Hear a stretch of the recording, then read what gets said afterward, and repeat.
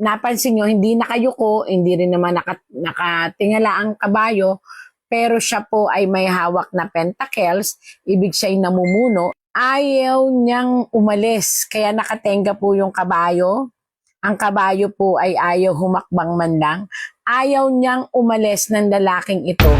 Pero nagtaka po ako, nadawit po sa tarot card ni Sir Ping Lacson. Ano ba ang nakikita mo tarot kay Mr. Pampilo Lacson? O Ping Lacson. Kilala siya, no? Mas kilala siya sa Ping Lacson. Pakita mo sa akin, be. Be yung tarot ko. Ayan. Ay, naku, bakit ganun agad? Baliktad talaga. Alam mo, nagtataka ako. Iniayos ko pa po ito na talagang pabaliktad. Alam niyo po kung bakit? May isang kasong muling magbubuhay. May isang kaso na kakaharapin ang ating si Sir Ping Lacson. Ito po ay kaso na may kinasasangkutan ng malaking halaga.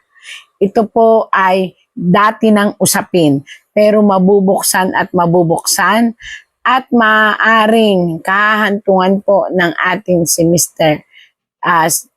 Ping Lacson ay trial. Panibagong trial na kung hindi mapapatunayan niya ang kanyang kainosentehan ay mapupunta po sa kulungan. Ayan po. Future yata ito. Ba yan? Ba't naman iyo?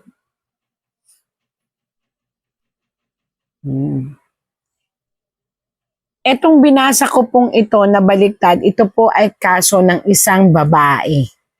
I don't know kung ano po yung pero laking pera po. Concern. Babae po. At ito ay mabubuhay ang kasong ito. Yung babae po yan ang daing pera dati, nakulong po yan, kaya nakaganyan, may hawak po siya na gano'n. Statue of, parang nakulong po yung babae. Yun, dun siya madadawit. Dun siya makakalkal ulit ang kaso na yun. Hindi ko alam kung ano po. At kailangan po niyang patunayan na siya ay inosente dun. Kung hindi po, talaga pong mapupunta siya sa trial na maaaring kapag natalo ay kulungan. Sa ngayon po, nananahimik ang mga, ang mga tao na nagiinit sa kanya. Bakit po? Kasi mayroon siyang kakaharapin. Kumbaga yung mga taong nagiinit sa kanya, di ko alam kung sino yon, may mga kalaban po siya na hindi kasama sa politika, wala sa politika. Ayan po. Nagiinit sa kanya, di ko alam kung bakit, nananahimik, pero ang pananahimik pong iyon ay mayroon silang binabalak na imbestigahan o lumapit sa isang mataas na tao. At yung lalapitang yun ay magbubulgar ng anumang sekreto, ng anumalyang nakita ng tarot. Ano ba yun? Bakit gano'n naman itong tarot ni Sir Ping Lacson? Kaya kung nasaan man po si Sir Ping Lacson at naririnig nyo po ito, ay kinakailangan nyo pong humanap o gumather ng magandang mga ebidensya. Kasi po, 3 trial ang magaganap. Di ko lang alam kung bago matapos ang taon o next year. 3 trial na mga cases. Yung isa po ay cases ng isang babae na parang na-involve at nakulong. Yun. Ayan po. Yan, ikaw to. Kasi ito po yung babae. Yan. Tapos yung isa naman ay about sa militar, sa mga parang militar, yung may mga defense or what. Tapos yung isa,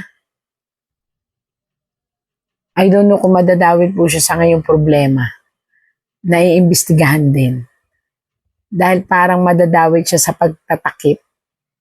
Hindi ko alam kung sino itong pinagtatakpan niya, pero isang babae at isang lalaki. Pinagtatakpan po niya.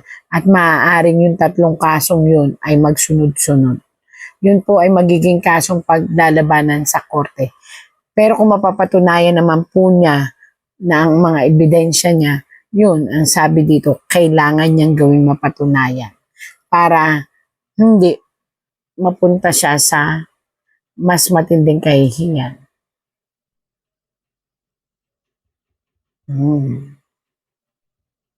Naku, bakit lumabas ito kay Sir Ping Lacson? Isang nakaupo na naninindigan at ayaw umalis, kaya po yung kabayo nakatenga lang, tapos pero nakaganon. Napansin nyo, hindi nakayuko, hindi rin naman nakatingala ang kabayo, pero siya po ay may hawak na pentacles, ibig siya'y namumuno, ibig pong sabihin ito ay presidente. Ayaw niyang umalis, kaya nakatenga po yung kabayo. Ang kabayo po ay ayaw humakbang man lang. Ayaw niyang umalis ng lalaking ito. Pero nagtaka po ako, nadawit po sa tarot card ni Sir Ping Lacson. Bakit kaya? Yun din ang tanong ko. Kasi ayaw umalis. Ay, ayaw umalis ng taong ito na nasa upuan, pinaulit-ulit ko po para ipaliwanag, dahil humihingi itong taong ito humihingi ng proteksyon sa lahat ng mga politiko na maaaring iniupo niya para siya ay proteksyonan. Pero lumalabas po dito, bakit may pero? Kasi nakaret. Pero lumalabas po dito, guguho. Ayan po, nakita nyo ha? Tarot lang po ito, pero guguho po ang Malacanang. Nasyak ako doon. Kahit ako po doon, hindi ko po alam bakit ganon. Guguho daw po ang paninindigan ng mga tao o maaaring puwersahang paalisin itong taong ito at hindi nyo po siya maproteksyonan at maaaring madawit po pati kayo. Ay, sad naman. At kahit anong paninindigan po, taong bayan na naman po ulit ang gagalaw. May panibago pong malakas na puwersa ng taong bayan na gagalaw upang mapuwersa na bumagsak ang Malacanang.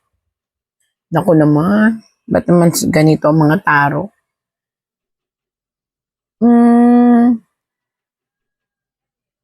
Kaya lang, bakit kaya lang? Nakita nyo to nakabaliktad na isang palasyo, loob ng palasyo. Kaya lang, maaaring may magsalita sa kanilang lahat. At bakit lumabas ito kay Sir Ping Lacson? Maaaring sila mismo magpayo. Lahat na bumaba ng marahan. Dahil hindi na kayang proteksyonan, dahil marami na nagsusulputan na talagang determinadong bawiin ang Malacanang sa mga hindi tamang tao. Magandang araw mga kaibigan. Bigyan natin ng reaction, opinion itong post ni Buljakan o ito si Maharlika. Breaking news ito. Merisi Gaba. Sinampahan ng reklamo o kaso si Pangulong Marcos Jr. sa United Nations. Marcos Ngagba admin inakusahan sa United Nations na ginagamit ang ICC laban kay FPRRD. Isang exclusive written submission ang inihain sa United Nations Human Rights Council, kung saan diretsahang inakusahan ang administrasyon ni Ngagba Jr. na ginagamit umano ang ICC bilang sandata sa political warfare laban kay dating Pangulong Rodrigo Duterte at sa oposisyon bago ang 2028 election. Nakasaad sa dokumento ang umano'y 20 milyong impeachment bribery. Excuse me. 20 million peso impeachment bribery, ghost flood control projects, pagkawala umano ng bilyong pondo, pagbebenta raw ng gold reserves ng bansa, at paggamit umano sa ICC para durugin ang political rivals. Hiniling din sa UN Human Rights Council na imbestigahan ang umano'y arbitrary detention ni PRRD at ang posibleng paglabag sa Rome Statute at international law. Question din ng dokumento ang Pulveron War death figures at sinabing hindi umano sapat ang forensic at judicial verification sa mga numerong ginamit laban kay PRRD. So, ito po yung dokumento ha. Ang date is May 19. Human Rights Council. Ito yung comprehensive resolution regarding the arbitrary detention of former Philippine President Rodrigo Roa Duterte, instrumentalization of the ICC in domestic political warfare, and violations of Rome Statute. Medyo mahaba-haba ito. Sino ba ang nagsampa? Sandali, tignan ko sino ang nagsampa ng reklamo.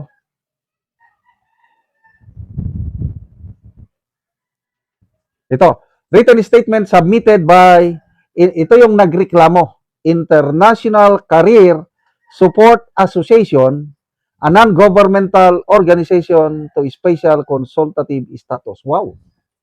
Hindi ito mga Pilipino International Support Organization na napansin nila, nag-gather sila ng mga ebidensya laban sa Marcos Jr. administration at inihain sa United Nations Human Rights Council. To me, this is a good move.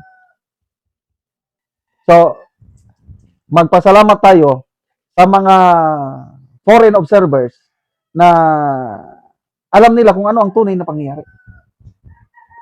Kasi, ang alam ng iba na talaga ang ating Tatay Digong, kung ano-ano na lang binibintang masasama. Salamat sa mga Pilipino, katulad ko, katulad ninyo, na naniniwala ng ating Tatay Digong is he did his best nung presidente siya para pangalagaan ang kapayapaan sa bansa sa pamamagitan ng kanyang war on pulveron. Yes, kung may mga nabiktima, hindi naman niya inotos nga mag-AJK ang mga kapulisan. May mga pulis na iskalawag. So, ngayon, napaparusasan siya. Bakit idadamay si Tatay Digong na wala naman siyang state policy na basta-basta na lang gagawa ng mga labag sa batas? He was a prosecutor. Abogado siya. Alam niya kung anong ginagawa niya. Nganong gigukod man si Senador Bato de la Rosa pag-abot niya dito sa Senate. Kay ilag yung ipamugos nga i-arrest siya bisag way warrant of arrest. Why klarong warrant of arrest? Pero nganong ipa-arrest man gid siya kay dunay naglagot niya. Naglagot niya nganong naa siya sa Senado, naglagot niya tungod kay nakakontribute siya dako kaayo nganong nisikat ang mga Duterte sa ilang war on drugs. Ana. So balaod gyapon na nga i-arrest siya pero out of anger and pride and selfishness. Mao taw tong nagma siya. Matod pa ni bagong Senate President Alan Cayetano, kinahanglan pag yun ninyong gukuron ang senador, og naagin mo'y arrest warrant, giari na lang unta ninyo sa among session hall, i-welcome mo namo, oy. I-welcome mo namo, di na kinahanglan magginukdanay pata. Og doon na pagilaing tumong kuno ato, dili pasudlon gyud sa Senado si Senador Bato, kay makabutar siya para pag-change sa leadership sa majority dito sa Senado. Og nakalahos man. Mao na ang nahitabo karon.